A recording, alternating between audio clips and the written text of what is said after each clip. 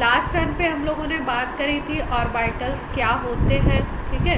तो न्यूक्लियस के चारों तरफ कोई भी वो एरिया जिसमें प्रोबेबिलिटी या पॉसिबिलिटी ऑफ इलेक्ट्रॉन मैक्सिमम होता है, दैट इज़ कॉल्ड ऑर्बिटल। और ऑर्बिटल का ये जो कॉन्सेप्ट आया ये वेव मैकेनिकल मॉडल से आया। भाई स्क्रोडिंजर ने वेव मैकेनिकल मॉडल दिया और इसमें इलेक्ट्रॉन को कंसीडर किया जाता है एज ए वेव, ठीक है, मैटर वेव की तरह इसको कंसीडर करते हैं हम लोग। और इसमें पार्टिकल नेचर को अगर हम डिस्कस करेंगे तो पार्टिकल नेचर के अकॉर्डिंग ऑर्बिटल का कॉन्सेप्ट नहीं है।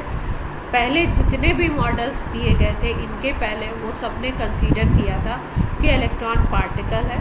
उसके बाद क्वांटम मैकेनिक्स के कुछ कॉन्सेप्ट और स्क्रोडिंजर के वर्क, इन सारे वर्क्स के अकॉर्डिंग फिर मॉडल आया वेव मैकेनिकल मॉडल जिसमें कॉन्सेप्ट आया ऑर्बिटल का। और ऑर्बिटल में न्यूक्लियस के चारों तरफ कोई भी वो एरिया जिसमें possibility of electron, probability of electron maximum हो, उसको हम लोग बोलते हैं ऑर्बिटल। अब एटम्स के अंदर ये ऑर्बिटल्स या एटम्स के अंदर इलेक्ट्रॉन की पोजीशन कैसे कैसे होती है, कहाँ कहाँ पे होती है, तो उसके बारे में हम बात कर रहे हैं आज। और लास्ट टर्न में भी मैंने आपको बताया था कि भाई आपके शेल्स होते हैं, उनका डिवीज़न सब शेल होता है, फिर ऑर्बिटल्स होते हैं और ऑर्बिटल्स में इलेक्ट्रॉन प्रेजेंट होते हैं। ये बात हुई थी, ठीक है। तो शेल आपके हो गए के, एल, एम, एन, इस तरीके से 1, 2, 3, 4 एंड सो ऑन। सब शेल की अगर बात करें तो 4 तरीके के बताए, एस, पी, डी, एफ, और भी होते हैं। हमें इन 4 का ही काम पड़ता है इसलिए हम उसको। ऑर्बिटल्स की अगर नाम दें तो इन सब शेल्स में जो ऑर्बिटल्स प्रेजेंट होंगे उनको S orbital, P orbital, D orbital, F orbital, इस तरीके से। इलेक्ट्रॉन तो आपको पता ही है। शेल्स की अगर बात करें इसका नंबर n होता है, सब शेल का नंबर भी n होगा और ऑर्बिटल का नंबर अगर देखें तो n² हो जाएगा और इलेक्ट्रॉन का नंबर 2n²। अगर पहली शेल की हम बात कर रहे हैं शेल नंबर 1 का, तो उसमें सब शेल कितने होंगे, 1 होंगे। ऑर्बिटल्स कितने होंगे, 1 का स्क्वायर 1, और 2n² अगर करोगे आप तो इलेक्ट्रॉन कितने आ जाएंगे। तो पहले शेल में एक ही सब शेल होता है और उसमें एक ही ऑर्बिटल होता है और आपके उस ऑर्बिटल में 2 इलेक्ट्रॉन, ठीक है।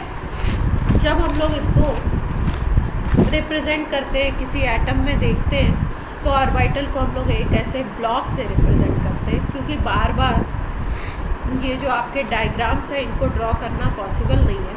तो जब हम लोग इलेक्ट्रॉन को देखते हैं किसी एटम में, या उसकी काउंटिंग या उसको कैसे फिल करना है, उन चीज़ों को देखा जाता है, तो उसमें हम ऑर्बिटल को एक ब्लॉक से डिनोट करते हैं। और किसी भी एक ऑर्बिटल में मैक्सिमम 2 इलेक्ट्रॉन्स आप फिल कर सकते हो। मतलब ये जो अपना ब्लॉक है इसमें केवल 2 इलेक्ट्रॉन आप मैक्सिमम फिल कर सकते हो। तो अगर हम देखें तो इसमें इलेक्ट्रॉन का नंबर क्या क्या हो सकता है, क्या क्या पॉसिबिलिटी हो सकती है। अगर ऑर्बिटल एम्प्टी है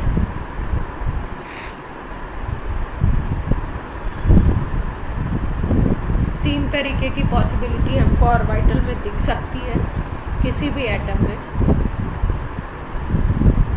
वो 3 तरीके की पॉसिबिलिटी कैसी कैसी दिख सकती है। ऑर्बिटल अगर एम्प्टी है, खाली पड़ा हुआ है, तो ये ब्लॉक में इलेक्ट्रॉन का नंबर कितना होगा, 0 होगा, भाई कोई इलेक्ट्रॉन ही नहीं है। दूसरा क्या हो सकता है, इसमें 1 इलेक्ट्रॉन हो सकता है। और जो मैक्सिमम फिलिंग है, मैक्सिमम नंबर ऑफ इलेक्ट्रॉन इसमें कितने हो सकते हैं, 2।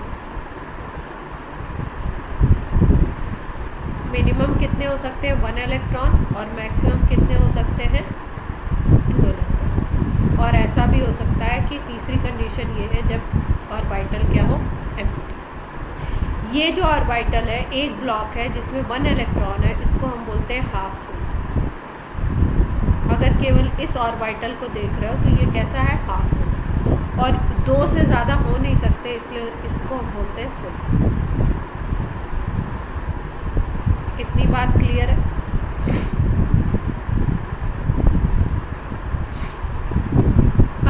अब हम लोग बात करते हैं, हमने बताया आपको कि ऑर्बिटल्स आपके S, P, D, F इतने तरीके के हो सकते हैं। तो अब हम सबसे पहले बात करते हैं S ऑर्बिटल। S ऑर्बिटल को अगर देखा जाए तो S ऑर्बिटल होता है स्फेरिकल ऊंची।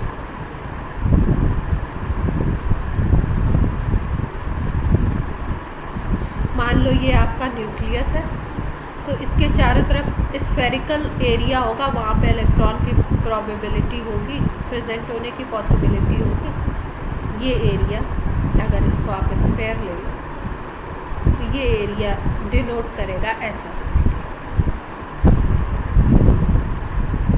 अगर इसको देखो, आप किसी बॉल को देखो तो बॉल में जो आपका वॉल्यूम होता है वो किसी भी पर्टिकुलर एक्सिस पे, जैसे इसमें अगर हम 3 एक्सिस ले लें, सपोज हम एक एक्सिस x लेते हैं, दूसरी एक्सिस मान लो y ले लेते हैं, और तीसरा हम एक कोई z एक्सिस ले लेते हैं, इस तरीके से तीनों एक्सिस अगर देखो,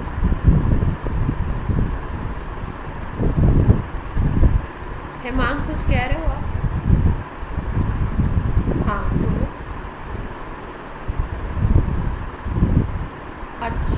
अच्छा, लास्ट टर्म पे आप क्लास में नहीं थे क्या?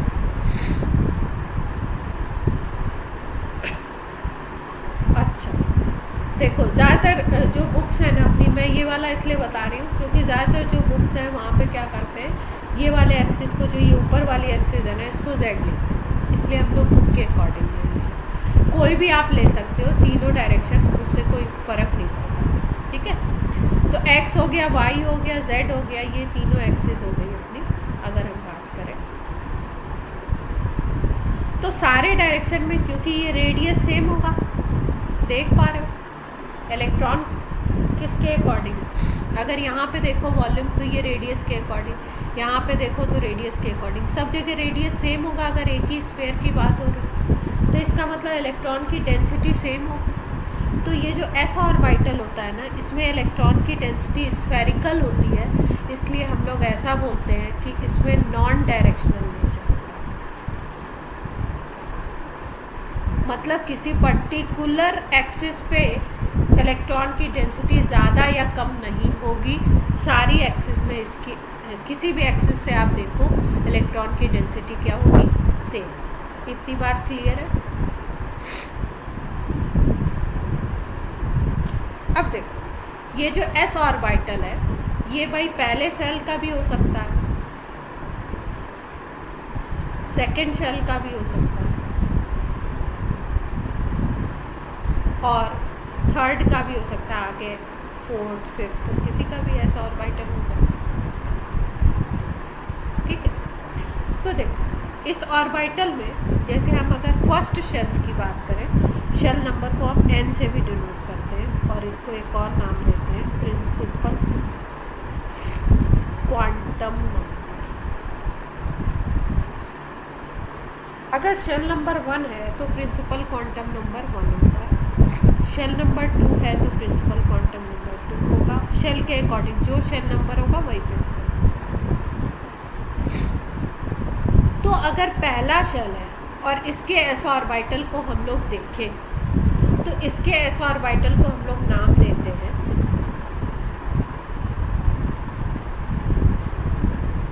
1s बोलते हैं इसके, ठीक है। और 1s में अगर हम देखें तो एक चीज़ आपको बताना चाहिए, नोड एंड नोडल प्लेन।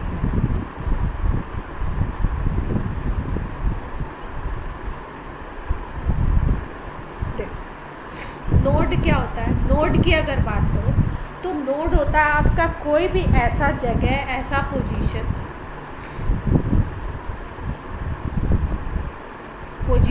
और यू कैन से पॉइंट, जहाँ पे इलेक्ट्रॉन डेंसिटी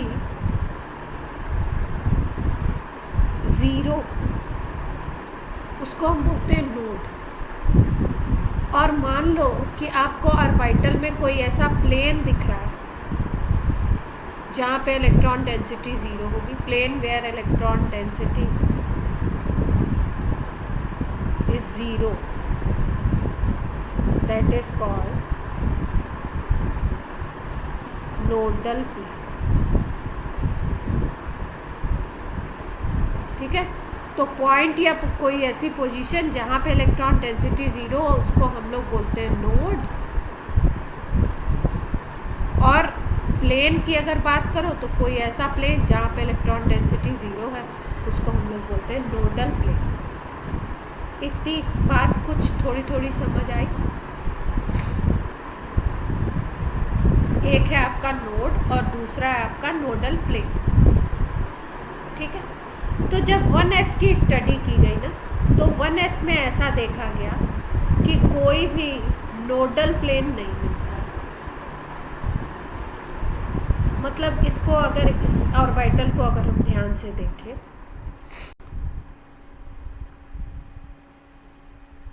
मोबाइल दे दो जल्दी से, पर्दा खोलो फटाफट।